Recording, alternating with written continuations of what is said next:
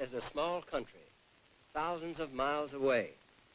But what is happening there is important to every American. On Sunday, June 25th, communist forces attacked the Republic of Korea. Free nations must be on their guard, more than ever before, against this kind of sneak attack. We are united in detesting communist slavery. Korea started in 1950, and I didn't go in until 51.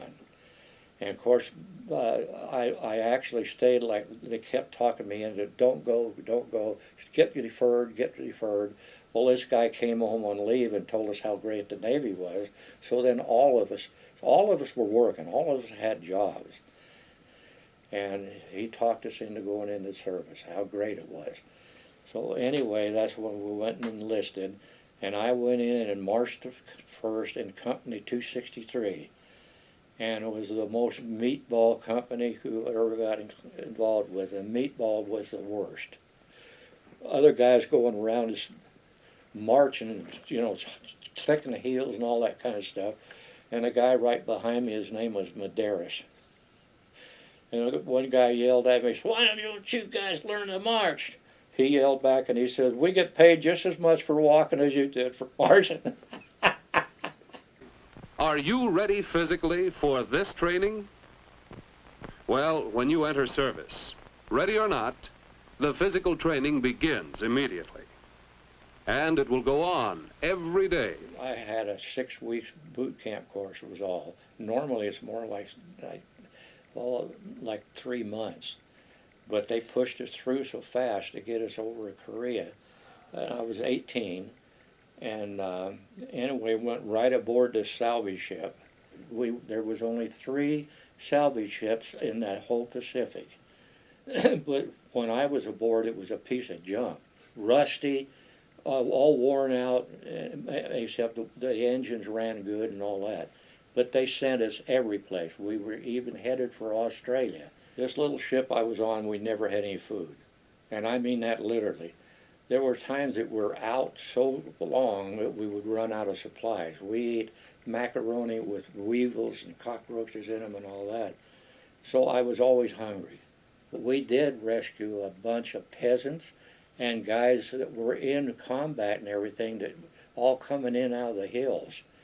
So we had about 3 LSTs, and the LSTs could run aground and beach themselves. And then they would load up. All of it was in the wintertime because they were caught behind the lines, and you've heard about the guys freezing their feet and all of that, the guys that had such a struggle getting out of there. That was when we were in there rescuing. We ran in there 2 times to rescue the soldiers. I mean, they were beat up. They had been shot at, and the poor peasant held the kids without clothes, and the women without clothes, ragged and all that. That really gets to you. For some reason, I didn't think about the soldiers that much. I knew they were all tattered and battered and all that, but my mind got caught on the mothers and the children, simply because that's how I lived in Wyoming. I didn't have much clothes to wear. I didn't have shoes to wear, so I focused on them. Well, I know what they're going through. So that got to me. So I didn't think of getting shot at. In fact, the way I felt about getting shot at, I never even thought about it. I made a joke out of it. I didn't want to even leave that ship till that was over.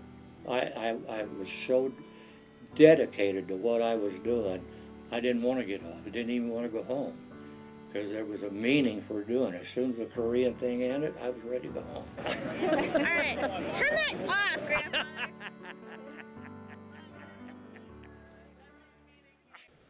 The honor flight, well, it's just, I think the way I feel about it, and truly about it, is to get all of us people back there that fought for the country, or even not fought for every soldier contributed something, whether they were in the United States doing a job or whether they were on the front line doing a job. Everybody contributed. The Guardians were the most amazing people on this whole trip.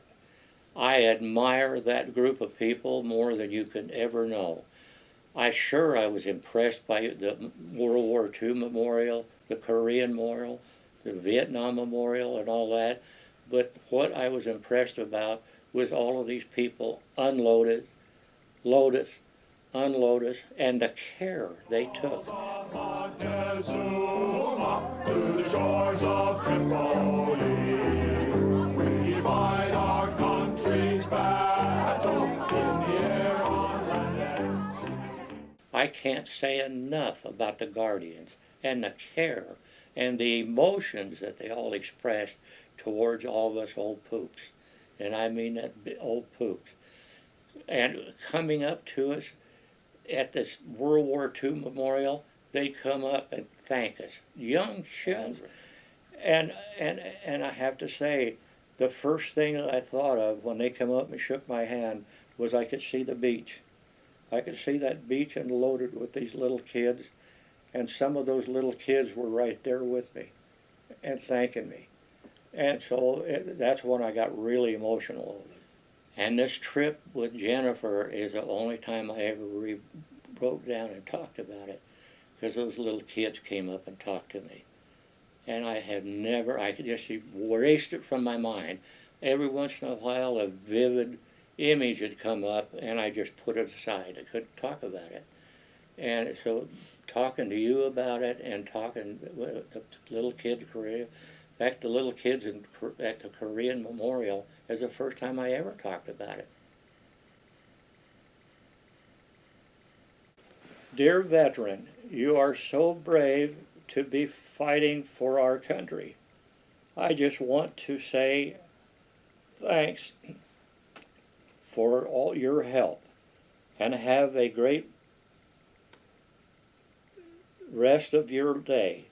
With love, Maddie. First, let me say that I am so thankful that you were able to participate in the honor flight. I have heard so many things about this program. I hope you are thoroughly enjoying it. It must be extra special that your granddaughter was able to accompany you, and that's for sure. I'd like to take this time to say thank you for serving our country. I know that no one can imagine what it was like unless you have been in your shoes. I know that there was great sacrifice for your freedom, for our freedom, and I'm grateful for them. I want to thank you for, I'm having trouble with this eye, for the time and attention you gave to John through his entire life. Oh boy, I love that kid. He thinks so highly of you and Aunt Rhea, and he loves you both so much. I also want to take this time to thank you for the influence you have had in my life. You and Aunt Rhea accept me and make me feel like part of the family. You were there for happy times and sad times. You were truly interested in what Christy and Misty did with their lives. I learned so much from you through the years and admire you for the patience, understanding, and opinions. Sometimes you inspire me to look at the other side of things and made me form an opinion of when I otherwise wouldn't have tried. Love you and Aunt Rhea very much. Sincerely, Peggy. Yeah, she's been a big enjoy to our life too, and excuse me for that.